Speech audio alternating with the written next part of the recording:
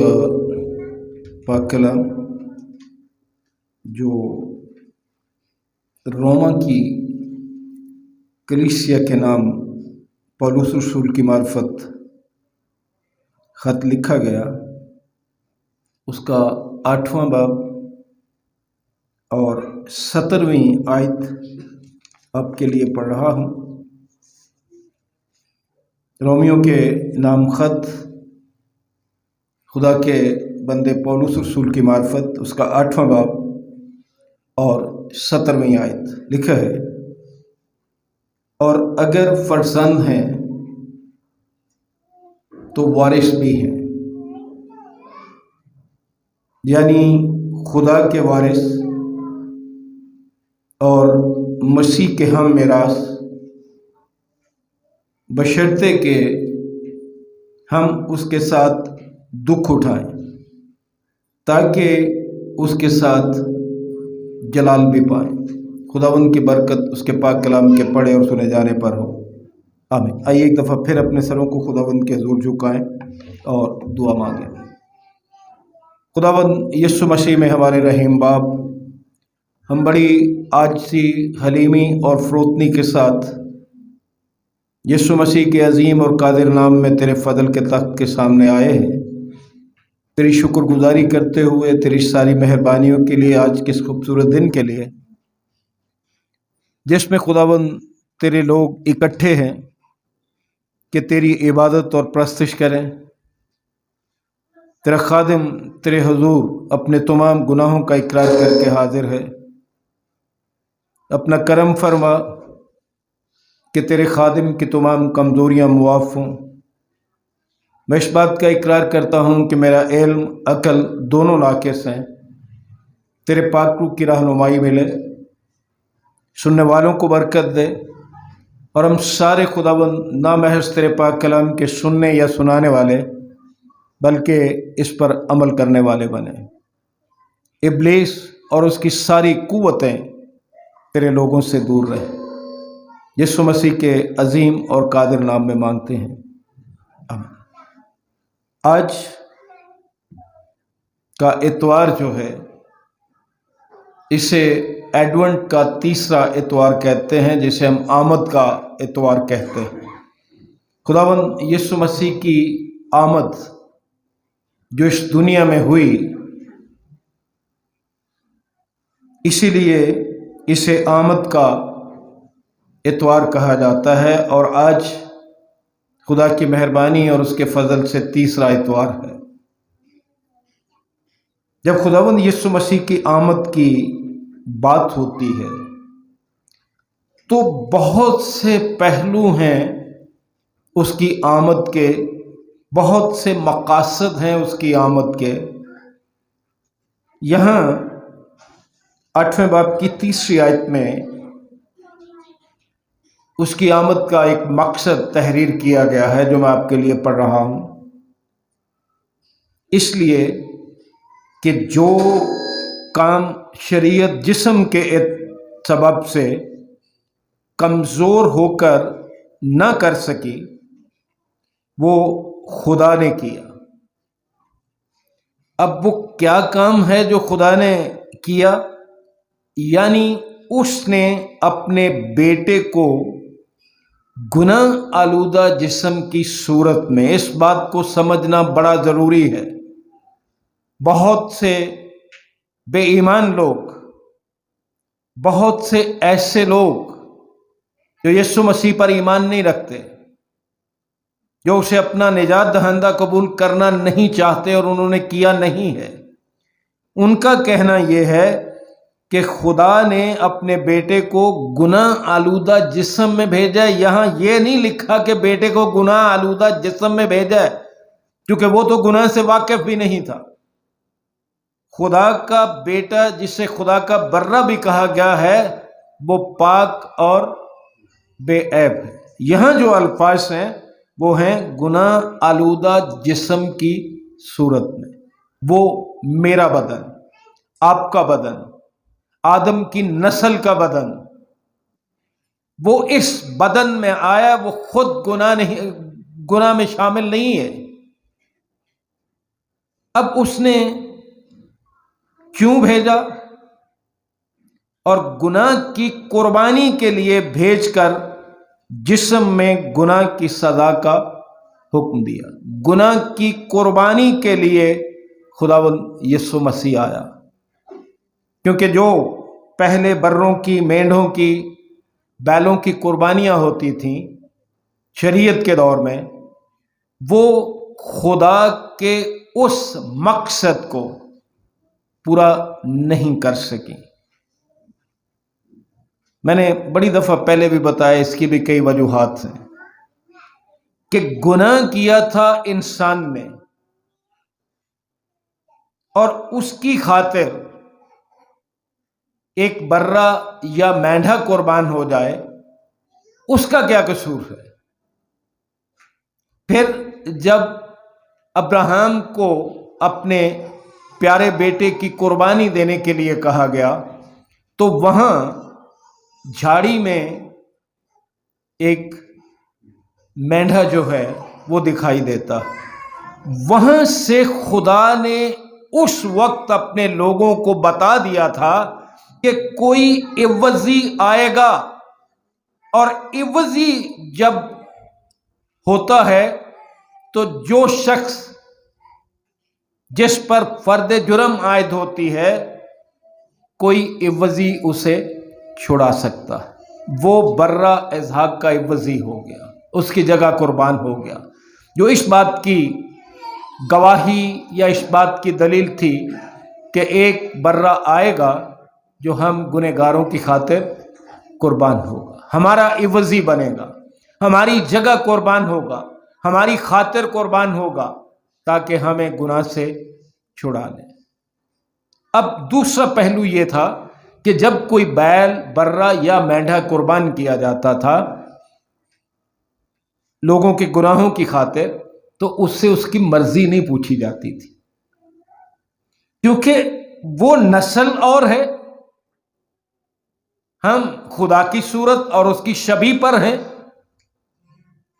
تو لازم تھا کہ کوئی ایسا ہو جو ہمارا بدن اختیار کر کے، انسانی بدن اختیار کر کے، جس سے اس کی مرضی بھی پوچھی جائے کہ بھئی تو ان کی خاطر قربان ہوگا.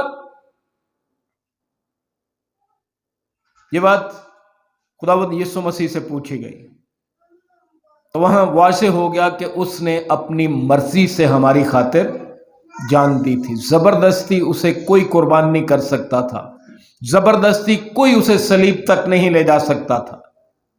اس نے اپنی مرضی سے ہم گنہگاروں اور نکموں کی خاطر قربان ہونا قبول کیا، اپنی رضامندی سے.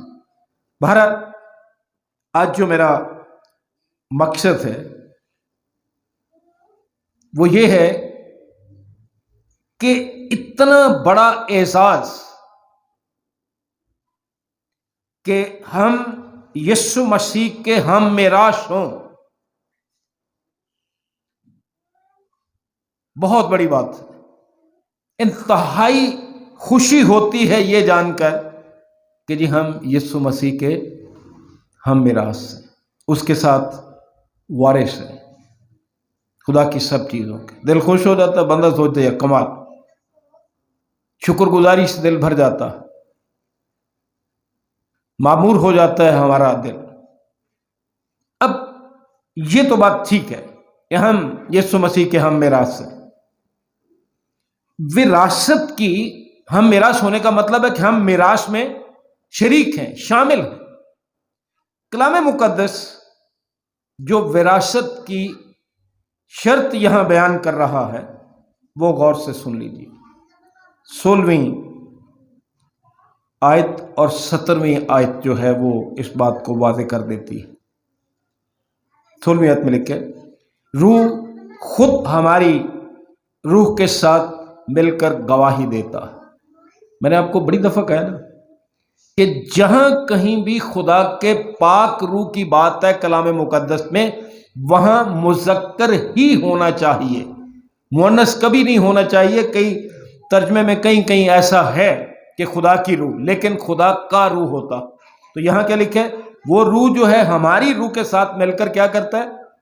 گواہی دیتا کہ ہم خدا کے فرزند ہیں۔ آگے لکھے اور اگر فرزند ہیں تو وارث بھی۔ اس کا مطلب یہ ہوا کہ وراثت کے لیے فرزندیت جو ہے وہ شرط ہے۔ جو مسیح کا ہم میراث ہونا چاہتا ہے، جو خدا کی میراث میں شامل ہونا چاہتا ہے، لازم ہے کہ وہ خدا کا بیٹا یا بیٹی ہو، فرزند ہو۔ اور فرزندیت کے لیے یونانی زبان جس میں نیا عہد نامہ لکھا گیا، اس میں جو لفظ استعمال ہوا ہے وہ ہے ہوئی تھیسیا۔ میں کوئی یہ لفظ بول کے روب نہیں ڈالنا، صرف آپ کو بتا رہا ہوں کہ اس کے حقیقی معنی کیا ہے، اور اس کے حقیقی معنی ہیں لے پالک بیٹا، لے پالک بیٹے اور بیٹیاں ہیں ہم، لے کے پالے ہوئے، اڈاپٹ کیے ہوئے۔ اور اگر ہم اس کے بیٹے یا بیٹیاں نہیں ہیں تو پھر ہم مسیح کے ہم میراث نہیں۔ اگر ہم کلام مقدس کی 17ویں آیت کا آخری حصہ دیکھیں تو بڑے خوش، ہم یہاں تک تو بڑے خوش ہیں کہ ہم مسیح کے ہم میراث ہیں۔ جو کچھ خدا کا ہے وہ مسیح کا ہے، اور جو کچھ مسیح کا ہے اس میں ہم بھی شریک ہیں، کیونکہ ہم میراث ہیں۔ آخری حصہ سنیے، میں پوری آیت پھر پڑھتا ہوں۔ اور اگر فرزند ہیں تو وارث بھی ہیں، یعنی خدا کے وارث اور مسیح کے ہم میراث۔ یہاں تک تو بڑی خوشی کی بات، کبھی آگے بھی دھیان دینا چاہیے۔ آگے لکھے بشرطے کہ ہم اس کے ساتھ دکھ اٹھائیں۔ جب تک دکھ نہیں اٹھایا جاتا، فرزندیت میں نہیں آتے، ہم اس کے ہم میراث نہیں ہیں۔ اور پھر اگر دکھ نہیں اٹھاتے تو ہم جلال بھی نہیں پا سکتے۔ یہ دن رات ہم تجھے جلال دیتے ہیں، جلال کی باتیں کرتے ہو، لیکن یہاں دیکھو کیا لکھا، بشرطے کہ ہم اس کے ساتھ دکھ اٹھائیں تاکہ اس کے ساتھ جلال بھی پائیں۔ جو دکھ نہیں اٹھانا چاہتا وہ جلال بھی نہیں پا سکتا۔ کلام مقدس اس بات کی گواہی کہ ہم لے پالک بیٹے بیٹیاں ہیں خدا کے۔ 15ویں آیت سنیے کیا لکھا ہوا ہے اسی باب کی، کیونکہ تم کو غلامی کی روح نہیں ملی جس سے پھر ڈر پیدا ہو، بلکہ لے پالک ہونے کی روح ملی جس سے ہم ابا یعنی اے باپ کہہ کر پکارتے ہیں۔ میں نے بڑی دفعہ آپ سے کہا کہ مسیحیت جو ہے، دنیا اس کو ایک مذہب سمجھتی ہے۔ مسیحیت مذہب نہیں ہے، مسیحیت خدا کے ساتھ تعلق کا نام ہے۔ جس نے یسوع مسیح کو اپنا نجات دہندہ قبول نہیں کیا، وہ خدا کا بیٹا یا بیٹی نہیں ہو سکتا، وہ لے پالک بیٹا یا بیٹی نہیں ہو سکتا۔ ہاں، دنیا کے لیے خدا ان کا خالق ہے، مالک ہے، رازق ہے، بادشاہ ہے، پروردگار ہے۔ وہ ہمارے لیے بھی سب کچھ ہے، لیکن جب ہم یسوع مسیح پر ایمان لا کر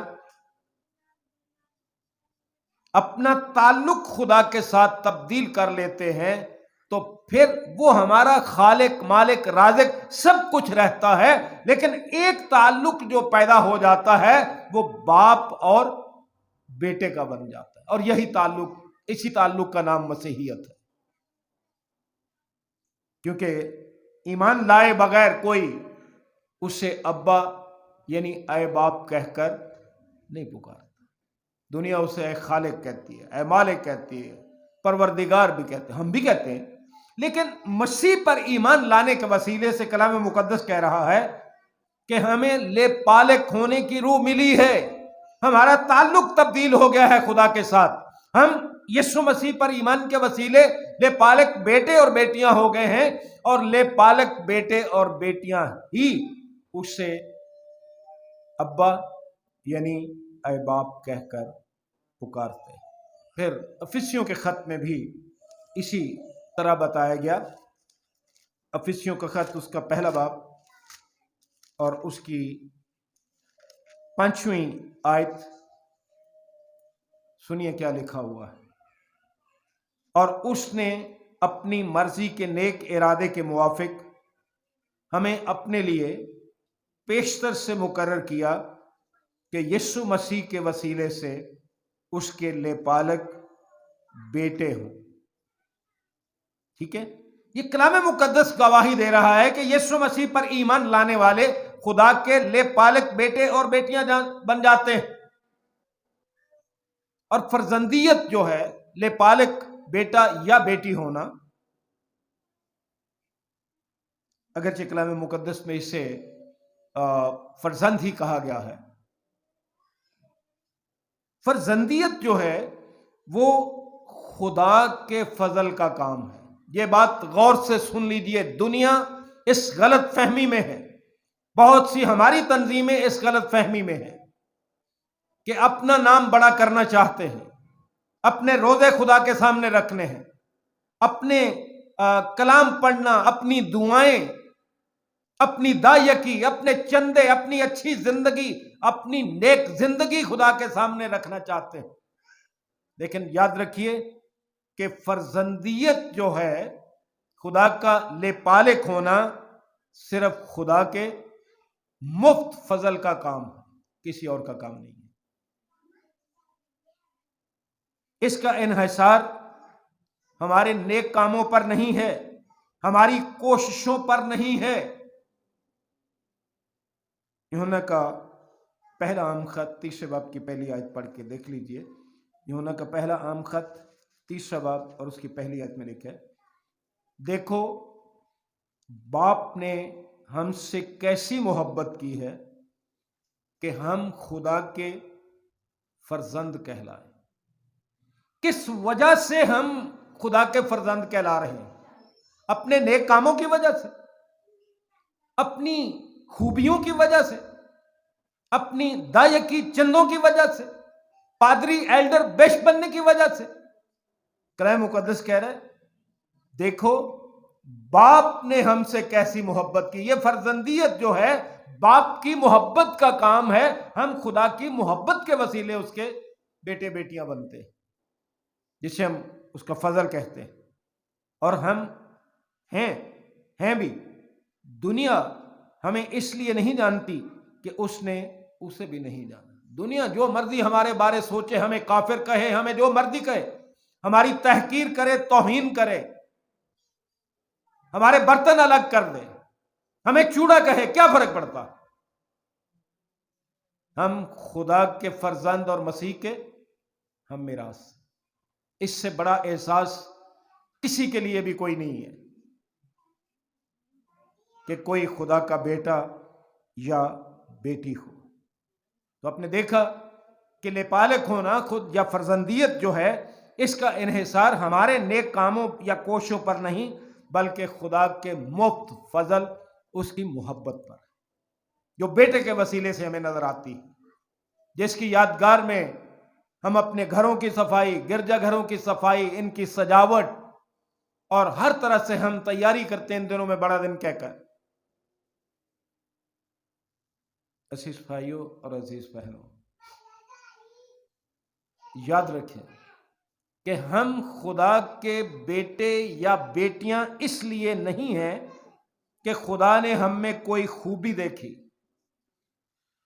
اور نہ ہی ہماری کسی لیاقت یا قابلیت نے خدا کو تحریک دی کہ اے بندہ بڑا نیکی نو چننا ہے، اے بندہ بڑے روزے رکھتا ہے، اے بندہ بڑا اچھا پادری ہے، اے بندہ بڑا اچھا ایلڈر ہے، اے بندہ بڑا چندہ دینے والا، یہ نو اپنا بیٹا یا بیٹی بنا لے۔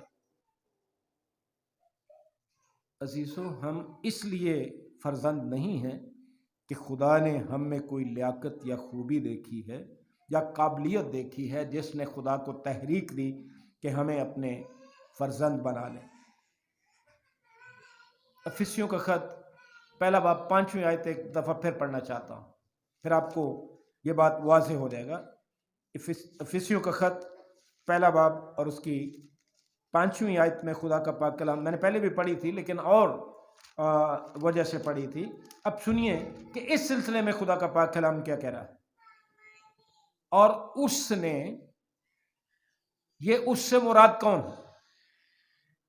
خدا. اور اس نے اپنی مرضی کے نیک ارادے کے موافق، آپ کے کانوں تک آواز آ رہی ہے؟ کیا کلام مقدس میں لکھا ہے؟ اس نے یعنی خدا نے اپنی مرضی کے نیک ارادے کے موافق ہمیں اپنے لیے پیشتر سے مقرر کیا. اب تو پیدا بھی نہیں ہوتا، میں تو پیدا بھی نہیں ہوا.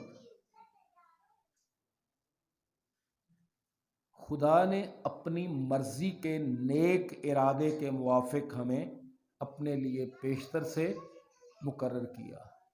کہاں گئی آپ کی نیکیاں؟ کہاں گئی ہماری لیاقتیں؟ کہاں گئی ہماری خوبیاں؟ ہمارے چندے یا ہمارا پادری، ایلڈر یا مبشر بن جانا کیا ان خوبیوں کی وجہ سے ہے؟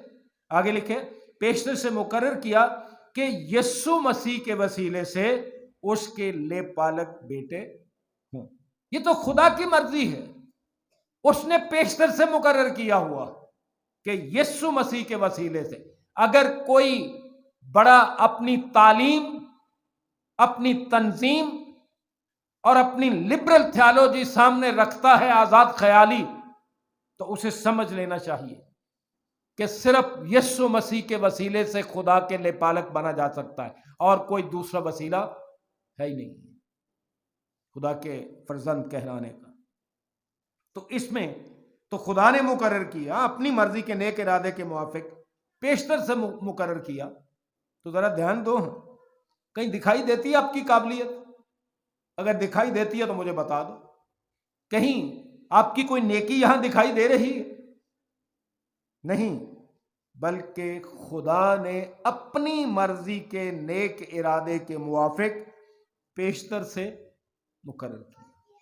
اس میں ہمارا، میرا، آپ کا کوئی کمال نہیں کہ خدا یسوع مسیح کے وسیلے سے ہمیں کیا مہربانی ہے، اس کی کیا خوبی ہے، کیا محبت ہے، کیا فضل ہے. گنہگار کو مشغلے سے، دند سے، گنہگار مردہ ہی تھا نا، اٹھا کر فرزندیت کا درجہ دینا پاک تثلیث کا کام ہے. کیا میں نے کہا؟ گنہگار کو مشغلے سے اٹھا کر فرزندیت کا درجہ دینا پاک تثلیث کا کام ہے. اس میں کوئی نبی، کوئی رسول، کوئی بادشاہ، کوئی مقدس، کوئی پادری، کوئی ایلڈر، کوئی فادر، کوئی بشپ، کوئی پوپ شامل نہیں. یہ پاک تثلیث کا کام ہے. پاک تثلیث کا کام کلام مقدس بتاتا ہے. افسیوں کا خط پہلا باب 5ویں اور 6 آیت دیکھ لیجئے. خدا باپ کا کام یہاں 5ویں اور 6 آیت میں لکھے، اور اس نے، یعنی خدا باپ کی بات ہو رہی ہے، اور اس نے اپنی مرضی کے نیک ارادے کے موافق ہمیں اپنے لیے پیشتر سے مقرر کیا کہ یسوع مسیح کے وسیلے سے اس کے لے پالک بیٹے ہوں، تاکہ اس کے فضل کے جلال کی ستائش ہو جو ہمیں اس عزیز میں مفت بخشا. میں نے کیا کہا تھا کہ یہ اس فضل کا کام ہے جو خدا کی محبت نے، خدا نے ہمیں مفت فضل دیا ہے، ہماری کسی نیکی یا لیاقت کا کام نہیں ہے. تو آپ نے دیکھا کہ یہ خدا باپ کا کام. پاک تثلیث کس طرح اس میں شامل؟ خدا باپ، اور اس کے بعد ہم خدا بیٹے کو دیکھتے. یوحنا رسول کی معرفت ہمارے خدا ان کی انجیل، اس کا پہلا باب اور اس کی 12ویں آیت میں ہمیں یوں بتایا گیا ہے. یوحنا رسول کی معرفت ہمارے خدا ان کی انجیل، اس کے پہلا باب 12ویں آیت. لیکن جتنوں نے اسے قبول کیا، خداوند یسوع مسیح کی بات ہو رہی ہے جو اس دنیا میں ہماری خاطر آیا، جس کے دنیا میں آنے کی یادگاری ہم منانے ہیں. اور اگلے اتوار خدا کی مہربانی اور اس کے فضل سے مسیح یسوع کی پیدائش کا دن جب ہم منائیں گے تو اسی کی بات ہو رہی ہے. لکھا ہے لیکن جتنوں نے اسے قبول کیا اس نے انہیں خدا کے فرزند بننے کا حق بخشا. اگر کوئی یسوع مسیح کو قبول نہیں کرتا تو اسے یہ حق نہیں ملتا. یسوع مسیح کو قبول کرنے والوں کو فرزندیت کا حق ملتا ہے. تو لکھا ہے یعنی انہیں جو اس کے نام پر ایمان لاتے ہیں. جو یسوع مسیح کے نام پر ایمان نہیں لاتا وہ خدا کا فرزند کسی صورت بھی ہو نہیں سکتا. پھر ہم اسی وجہ سے دیکھتے ہیں کہ یہ جو کام یہاں 12ویں آیت میں نے پڑھی کہ وہ ہمیں کیا کرتا ہے؟ خدا کے فرزند بننے کا حق بخشتا ہے. اب ایک خاندان، دو ہی تو خاندان ہے، ایک ابلیس کا خاندان ہے، ایک خدا کا خاندان. تو جب کوئی گنہگار یسوع مسیح پر ایمان لے آتا ہے وہ ابلیس کے خاندان سے نکل کر خدا کے خاندان میں شامل ہو جاتا ہے اور اسے فرزند ہونے کا حق مل جاتا ہے. وہ خدا کے گھرانے میں، ابلیس کے گھرانے سے نکل کر خدا کے گھرانے میں فرزند کا درجہ پا لیتے ہیں. اس کا مطلب یہ ہوا کہ یسوع مسیح کی آمد اور اس پر ایمان لانا ہمیں ابلیس کے گھرانے سے نکال کر خدا کے گھرانے میں شامل کر دیتا ہے. میں نے پہلے بھی گزارش کی کہ فرزند بننے کا حق جو ہے یہ نعمت یا یہ برکت کسی کا حق نہیں ہے کہ کوئی کہے جی میں تیرا، تو مینوں ہی پیدا کیتا ہے، میں تیری مخلوق کا، مینوں ہی اپنا بیٹا یا بیٹی بنا. میں نے پہلے بات واضح کر دی کہ اس کے لیے خدا خالق، مالک، رازق، بادشاہ سب کچھ ہے. لیکن فرزند ہونے کا حق کس کو ملتا ہے؟ جو یسوع مسیح کو ایمان سے قبول کرتے ہیں. اب تثلیث کا تیسرا اقنوم، روح القدس، خدا کی طرف سے لے پالک کے دل میں روح القدس بھیجا جاتا ہے. مجھے نہیں پتا کسی کے بارے کیا کہنا چاہیے. ایک سیدھا سا جملہ پکڑا ہوا جی کہ جی آپ کو روح القدس سے نہیں ملا، کیونکہ ہم غیر زبانیں نہیں بولتے، ہم معجزے نہیں کرتے. عزیز بھائیوں اور عزیز بہنوں، تثلیث میں تیسرا اقنوم جو خدا پاک روح ہے اس کی طرف سے لے پالک کے دل میں روح القدس جو بھیجا جاتا ہے باپ کی طرف سے، وہ انہیں سکھاتا ہے. کیا سکھاتا ہے؟ 8ویں باب کی 15ویں آیت میں ہم نے کیا پڑھا تھا؟ کیونکہ تم کو غلامی کی روح نہیں ملی، پہلے ہمیں روح ملی اور اس روح نے ہمیں یہ سکھایا کہ ہم خدا کو ابا یعنی اے باپ کہہ کر پکاریں. ہم کسی کے کہنے پہ کیسے پکار سکتے؟ کسی کے کہنے پہ پکارنا ہو تو ساری دنیا نہ اسے ابا اور اے باپ کہہ کر پکارتی رہے.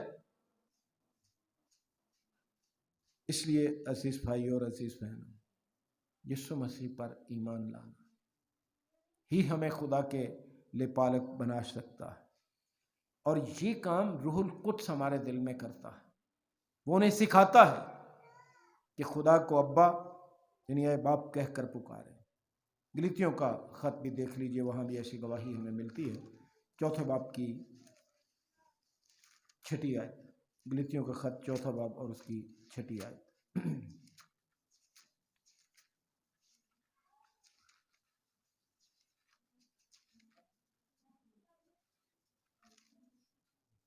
یہاں لکھے اور چونکہ تم بیٹے ہو اس لیے خدا نے اپنے بیٹے کا روح ہمارے دلوں میں بھیجا جو ابا یعنی اے باپ کہہ کر پکارتا ہے. کبھی ان سے پوچھو تو صحیح جو ہم پر الزام لگاتے ہیں کہ تمہیں روح القدس نہیں ملا، کہ ہم خدا کو ابا اور اے باپ کہہ کر پکارتے ہیں. کیوں پکارتے ہیں؟ کس نے ہمیں یہ سکھایا کہ اس کو اپنا ابا یعنی اے باپ کہیں؟ کیا روح القدس نے نہیں سکھایا؟ یہاں کیا لکھا ہوا ہے؟ اور چونکہ تم بیٹے ہو اس لیے خدا نے اپنے بیٹے کا روح ہمارے دلوں میں بھیجا جو ابا یعنی اے باپ کہہ کر پکارتا۔ عزیزو، دراصل فرزندیت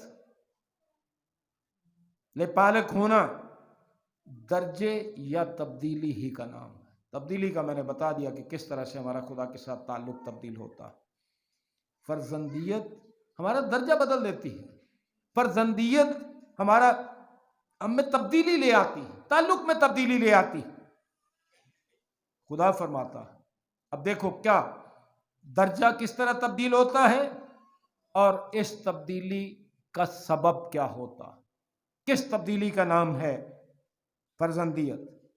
کرنتھس کی کلیسیا کے نام پولس رسول کا دوسرا خط 6 باب اور اس کی 18ویں آیت سنیے کیا لکھا ہوا ہے۔ لکھا ہے خدا کے بارے شروع سے، بلکہ اگر آپ کہیں تو میں 17ویں آیت بھی پڑھ دیتا ہوں۔ اس واسطے خداوند فرماتا ہے کہ ان میں سے نکل کر الگ رہو اور ناپاک چیز کو نہ چھوؤ تو میں تم کو قبول کر لوں گا۔ اور اگلی آیت جو ہمارا مقصد تھا، اور تمہارا باپ ہوں گا اور تم میرے بیٹے بیٹیاں ہو۔ یہ ہے درجہ تبدیل ہونا، یہ ہے تبدیلی کہ میں تمہارا باپ ہوں گا اور تم میرے بیٹے اور بیٹیاں ہوگے۔ کن کے؟ جو یسوع مسیح پر ایمان لانے کے وسیلے سے لپالک بنتے ہیں، اور کسی کی بات نہیں ہو رہی۔ کیا میں نے بات جہاں سے شروع کی تھی کہ کتنی خوشی کی بات ہے، کتنی برکت کی بات ہے، کتنا بڑا اعزاز ہے۔ عبرانیوں کا خط 1 باب کی 2 آیت دیکھیے۔ عبرانیوں کا خط 1 باب اور 2 آیت۔ اس زمانے میں، جس زمانے کی بات ہو رہی ہے، کہ پہلی آیت میں لکھے اگلے زمانے میں خدا نے باپ دادا سے حصہ بحصہ اور طرح بطرح نبیوں کی معرفت کلام کر کے، اور آگے لکھا ہے اس زمانے کے آخر میں ہم سے بیٹے کی معرفت کلام کیا جسے اس نے سب چیزوں کا وارث ٹھہرایا، اور جس کے وسیلے سے اس نے عالم بھی پیدا کیے۔ 2 باتیں بڑی واضح ہیں یہاں۔ خدا نے اس زمانے کے آخر میں بیٹے کی معرفت کلام کیا جسے اس نے سب چیزوں کا وارث ٹھہرایا۔ جو کچھ خدا کا ہے اس کا وارث کون ہے؟ یسوع مسیح، اور اس پر ایمان لانے کے وسیلے ہم اس کے ہم میراث ہو گئے۔ اور پھر یہ بھی ساتھ اس نے بتا دیا کہ جس کے وسیلے سے اس نے عالم بھی پیدا کیے۔ دونوں جہان، دونوں عالم اس نے پیدا کیے کس کے وسیلے سے؟ خداوند یسوع مسیح کے وسیلے سے۔ پھر اگر ہم کولوسیوں کے خط میں واپس جائیں 1 باب کی 15ویں اور 16ویں آیت میں، تو ہمیں وہاں یوں لکھا معلوم ہوتا ہے۔ 1 باب 15ویں اور 16ویں آیت، وہ اندیکھے خدا کی صورت، یسوع مسیح کی بات ہو رہی ہے، جس کی پیدائش کی یادگار ہم ان دنوں میں مناتے ہیں، کیونکہ کلام نے یہ بتایا تھا کہ خدا کو کبھی کسی نے نہیں دیکھا۔ اسی لیے رسول کہہ رہے ہیں وہ اندیکھے خدا کی صورت اور تمام مخلوقات سے پہلے مولود، کیونکہ یہ آیت میرا مقصد تھا، کیونکہ اسی میں سب چیزیں پیدا کی گئیں، آسمان کی ہوں یا زمین کی، دیکھی ہوں یا اندیکھی، تخت ہوں یا ریاستیں یا حکومتیں یا اختیارات، سب چیزیں اسی کے وسیلے سے اور اسی کے واسطے پیدا ہوئیں۔ کوئی اس میں شک کی گنجائش نہیں ہے۔ وہ خالق ہے اسی کے وسیلے سے سب کچھ پیدا ہوا ہے اور اسی کے واسطے پیدا ہوا۔ آپ جو مرضی کہتے رہے کہ یہ نہ ہوتا تو کچھ بھی نہ ہوتا، یہ نہ ہوتا تو کچھ بھی نہ ہوتا، کلام یہ کہہ رہا ہے یسوع مسیح نہ ہوتا تو کچھ بھی نہ ہوتا، کیونکہ اسی کے واسطے سارا کچھ پیدا کیا گیا اور اسی کے وسیلے سارا کچھ پیدا کیا گیا۔ اس برکت کے ساتھ، خدا کی اس مہربانی اور اس محبت کے ساتھ آج کا پیغام اختتام پذیر کر رہا۔ کرنتھیوں کا پہلا خط 3 باب 22 اور 23 آیت۔ پولس رسول کا کرنتھیس کی کلیسیا کے نام پہلا خط 3 باب 22 اور 23 آیت میں لکھا ہے، بلکہ 21 آیت بھی پڑھ رہا ہوں۔ پس آدمیوں پر کوئی فخر نہ کرے، یہ میں کہہ رہا ہوں، خدا کا کلام کہہ رہے کہ آدمیوں پر کوئی فخر نہ کرے۔ پس آدمیوں پر کوئی فخر نہ کرے، کیونکہ سب چیزیں تمہاری ہیں۔ کسی آدمی نے نہیں ہمیں دی، کسی انسان نے نہیں ہمیں دی، کسی مخلوق نے نہیں ہمیں دی۔ آگے لکھے، خواہ پولوس ہو، خواہ اپلوس، خواہ کیفا ہو، خواہ کیفا، خواہ دنیا، خواہ زندگی، خواہ موت، خواہ حال کی چیزیں، خواہ استقبال کی، سب چیزیں تمہاری ہیں اور تم مسیح کے ہو اور مسیح خدا کا۔ خداوند تیرا شکر، کیا برکت ہے۔ سب چیزیں تمہاری ہیں کیونکہ تم مسیح کے ہو۔ اگر کوئی مسیح کا نہیں ہے اس کا کچھ بھی نہیں ہے۔ یہاں جتنی مرضی فیکٹریاں، دولت، مال، جو مرضی کما، لیکن خدا کی بادشاہی کا وارث وہ نہیں ہے، وہ مسیح کا ہم میراث نہیں ہے، اور جو مسیح کا ہم میراث نہیں ہے اس کے پاس کچھ بھی نہیں۔ خداوند آپ سب کو برکت دے، اور ان دنوں میں محض آپ بڑے دن کے گیت یا پروگرام کرنے والے، گیت گانے یا پروگرام کرنے والے نہ بنے، بلکہ اس کی آمد کے حقیقی مقصد کو جانیں، اس کے ہم میراث بنیں، تاکہ سب چیزیں آپ کی۔ خداوند آپ سب کو برکت دے۔ دعا مانگیں۔ خداوند یسوع مسیح میں ہمارے رحیم باپ، ہم تیرا شکر، تیری تعریف اور تیری تمجید کرتے ہیں، تیری تمام برکتوں کے لیے، نعمتوں کے لیے، رحمتوں کے لیے، تیرے فضل کے لیے، اور خاص طور سے تیرے پاک کلام کے لیے جو تو نے اپنے نبیوں، رسولوں اور مقدسین کی معرفت ہم تک پہنچایا، جو اب تک قائم ہے۔ بخش خداوند کہ اس کلام پر عمل کرنے والے بنے۔ تیرا شکر، تیری تعریف کرتے ہیں یسوع مسیح کے لیے جو ہمارا نجات دہندہ ہے، جسے تو نے اس وقت اس دنیا میں بھیجا جب ہم گنہگار ہی تھے، تاکہ اسے قبول کر کے تیرے بیٹے اور بیٹیاں بن جائیں۔ تیرا شکر، تیری تعریف کرتے ہیں، تو نے ہمیں تاریکی سے نکال کر، ابلیس کے خاندان سے نکال کر اپنے گھرانے میں لے پالک بیٹے اور بیٹیاں بنائے۔ تیرا شکر کرتے، تیری تعریف کرتے ہیں اس برکت کے لیے۔ بخش دے کہ اس پر عمل کرنے والے بنے۔ جنہوں نے یسوع مسیح کو اپنا نجات دہندہ قبول کیا ان سب کے لیے تیرے شکر گزار۔ جنہوں نے قبول نہیں کیا انہیں بھی فضل عطا کر، تاکہ وہ بھی یسوع مسیح کو اپنا شخصی نجات دہندہ قبول کریں، اس کے ہم میراث پائیں۔